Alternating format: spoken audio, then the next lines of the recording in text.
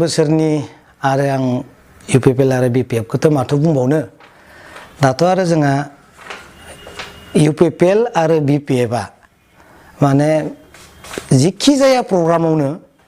माने आसामनि आं बेखौसो बुंगोन आसामनि मिनिस्टार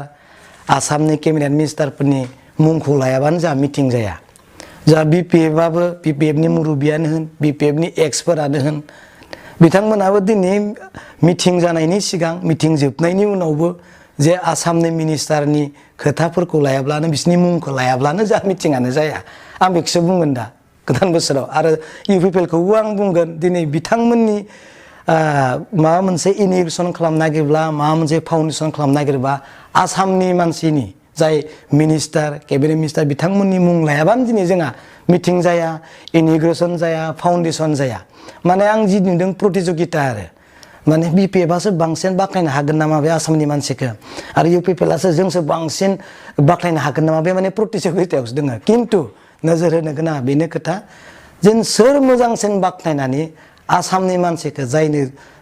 मा होनना बुंगोन माने गोजोन होनो हायो फैगोन समफोराव बेनो नुजागोन आं बेखौ सानो गोदान बोसोराव